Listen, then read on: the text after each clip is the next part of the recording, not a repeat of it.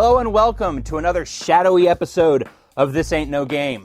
Following our short hiatus, this week we continue our Uwe Boll freefall with Alone in the Dark, starring Christian Slater, Stephen Dorff, and Tara Reid. After Boll's concussive breakout direction of House of the Dead, Alone in the Dark is everyone's favorite video game movie sadist's first attempt at making an actual movie. My mommy says that there's nothing to be afraid of in the dark. Your mother's wrong, kid. He's got some low-wattage star power in his three presumably affordable leads. And unlike House of the Dead, there's actually a thin patina of production value to this Vancouver-based undertaking. But the overbearing exposition, the fitful pacing, go-nowhere subplots, and best-in-class bad acting let you know that this is unquestionably an Uwe Boll joint. Though it's also the first sign in Boll's career that the more money you give him, the less entertaining his movies are. What? Alone in the Dark sets its tedious tone right from the start with a lengthy and leaden prologue explaining the mysterious history of the long-forgotten Abkhani civilization, an advanced Native American tribe that was undone by some vague dark forces it had tapped into.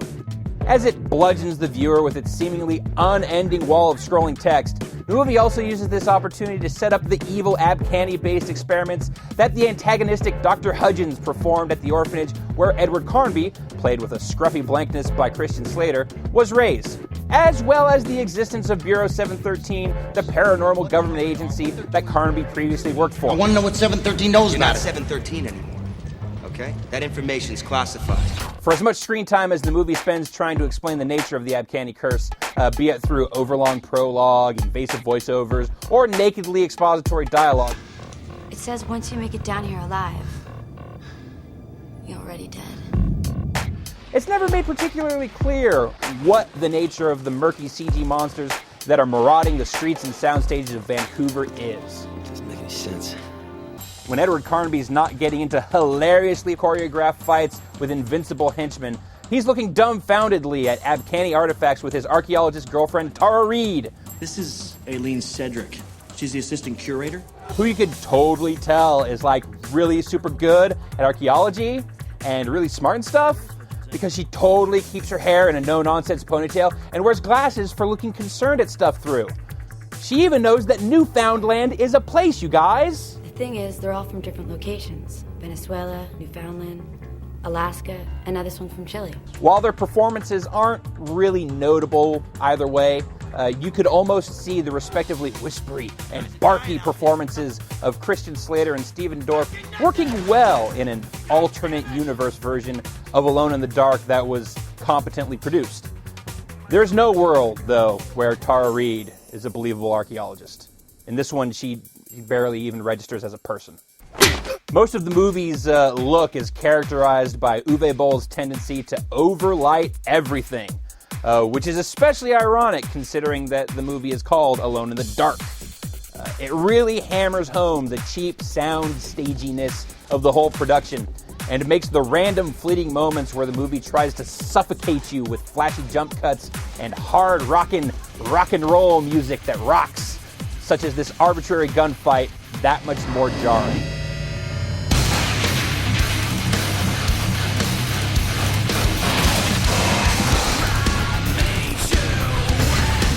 The movie blows most of its first hour on empty talk, a few slack-ass attempts at jump scares, and an out-of-the-blue sex scene that's paired with some of the most bafflingly sexy music. 7 seconds away, just as long as I stay. But any pretense of horror movie tension is abandoned in the back half, which is dominated by never-ending firefights between the cheaply equipped quasi-SWAT teams of Bureau 713 and the not-zombie people and bony monsters who are just ever so slightly not quite similar enough to H.R. Geiger's alien designs to warrant legal action. It goes on for long enough that you might expect some kind of grand climactic confrontation, but the movie ends up just kind of sputtering to a close with just barely enough momentum to coast past the finish line.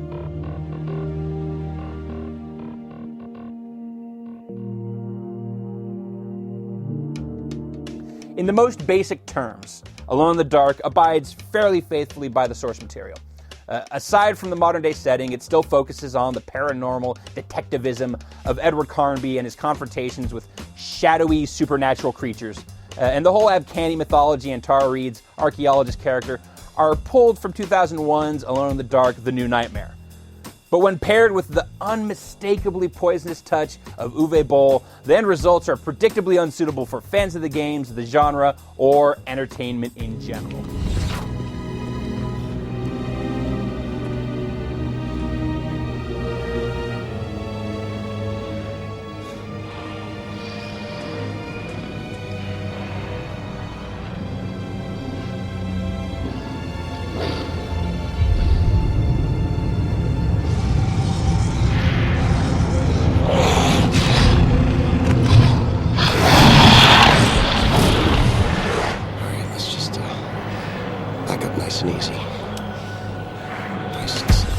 And that's going to do it for this week's episode of This Ain't No Game. I'm Ryan Davis, reminding you that's pronounced Newfoundland, not Newfoundland. Newfoundland.